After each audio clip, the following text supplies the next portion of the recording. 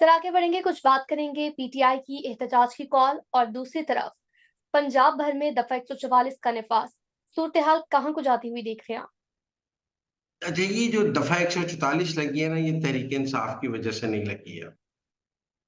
ये जमात-ए-इस्लामी की वजह से लगी है। कल जमात-ए-इस्लामी का धरना है, हाफ़िज़ नईमुर-रहमान ने जमात-ए-इस्लामी की इमारत सँभालने के बाद पहले धरने का ऐलान किया और वो जमात-ए-इस्लामी को तेज़ कर रहे थे और ये इस धरने ने डी चौक पे धरना देना था आईपीपीस के खिलाफ। तो उस धरने को रोकने के लिए ये दफ़ा 144 लगाई गई है, कुछ कंटेनर्स भी लगाए जा रहे हैं। कुछ जमात-ए-इस्लामी ने कहा है कि उनके लोग भी पकड़े जा रहे हैं। तहरीक-ए-इंसाफ ने तो जमात-ए-इस्लामी के धरने के बीच में अपना लुच तल के कैश कैश कराने की कोशिश की है कि चलें अगर जमात-ए-इस्लामी के धरना कामयाब हो गया तो इसकी आड़ में हमें भी इजाज़त मिल जाएगी।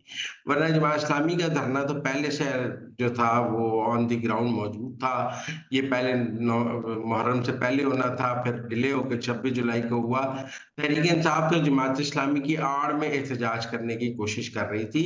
असल मसला जमात-ए-इस्लामी के धरने का था, जिसमें जमात-ए-इस्लामी की कुछ गिरफ्तारियाँ भी हैं। लेकिन मैं समझ रहा हूँ कि ये जो जमात-ए-इस्लामी को धरना नहीं करने दिया जाएगा। हुकूमत ने रुकावटें खड़ी कर दी हैं, गिरफ्तारियाँ भी शुरू कर दी हैं, क्योंकि अगर जमात-ए-इस्लामी को धरना करने दिया जाएगा, तो फिर तहरीक-ए-इंसाफ भी इजाज़त माँगेगी। लिहाज़ा चूँकि तहरीक-ए-इंसाफ को इजाज़त नहीं देनी, लिहाज़ा जमात-ए-इस्लामी को भी इजाज़त नहीं देनी। तो इसलिए मुझे लगता है कल जमात-ए-इस्लामी की और गिरफ्तारियाँ हो जाएँगी, तहरीक-ए-इंसाफ की भी और गिरफ्तारियाँ होंगी, लेकिन किसी को धरना या एहतजाज करने नहीं दिया जाएगा। जी, बिल्कुल ठीक हो गया। आगे बढ़ते हुए कुछ बात करेंगे, ये जो इलेक्शन कमीशन की जानिब से सुप्रीम कोर्ट रुजू करने का जो ये फैसला है, इस मुतालिक आप क्या कहेंगे? आखिर कौन-सी वजूहात हैं जो रुजू किया जाएगा सुप्रीम कोर्ट से? देखिए, इलेक्शन कमीशन ने अभी पीटीआई के इंटर पार्टी इलेक्शंस को कबूल नहीं किया है। अब जब पीटीआई के इंटर पार्टी इलेक्शंस अभी तक मुतनाज़ हैं, तो पीटीआई की कोई तंज़ीम ही नहीं है, कोई चेयरमैन, कोई सेक्रेटरी जनरल, कोई चीज़ इलेक्शन कमीशन के पास नहीं है। इलेक्शन कमीशन ये कहता है कि जिन 41 अरकान ने कहा है कि हम तहरीक-ए-इंसाफ से हैं, तहरीक-ए-इंसाफ की जानिब से कौन इस बात की तस्दीक करेगा कि हाँ, ये हमारे हैं। देखें, एक तो एमएनएस ने कह दिया कि मेरा इस जमात से ताल्लुक है, फिर जमात ने भी तो इजाज़त देनी है ना कि ये हमारी जमात के हैं।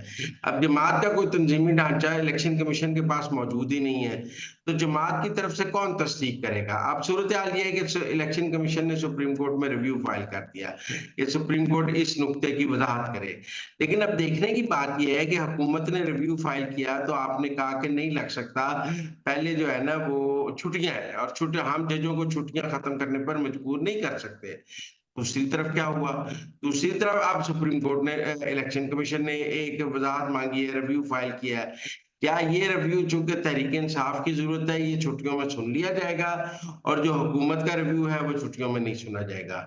या ये भी छुट्टियों के बाद सुना जाएगा? अगर ये रिव्यू भी छुट्टियों के बाद सुना जाएगा, तो फिर तो मामला 1 माह के लिए लटक गया, क्योंकि अगस्त छुट्टियों का महीना है, सितंबर में बात चलेगी। लेकिन अगर ये पहले सुना गया और हुकूमत का नहीं सुना गया, तो फिर गैर मामूली इंसाफ और ये सब कुछ बात शुरू हो जाएगी। तो मेरे ख्याल में सुप्रीम कोर्ट फँस गया है। वो जो 8 जज हैं, वो जो छुट्टियों पे गए थे, क्या वो छुट्टियों से वापस आके फौरन ये इलेक्शन कमीशन की बात सुन लेंगे या ये छुट्टियों के बाद सुनी जाएगी?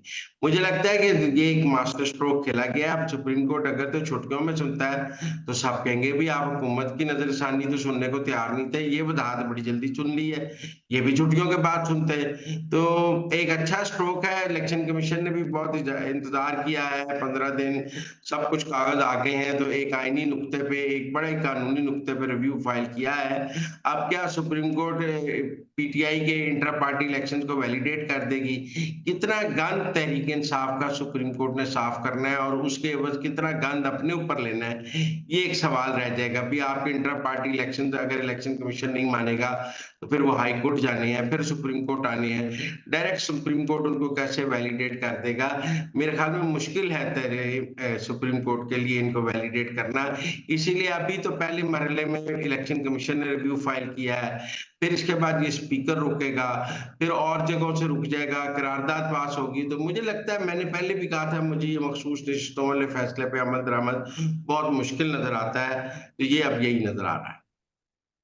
तो नाज़रीन, ये थी आज के अंदर की बातें। आपसे मुलाकात होगी अब अगले प्रोग्राम में। हमें दीजिए इजाज़त। अल्लाह ने के बाद।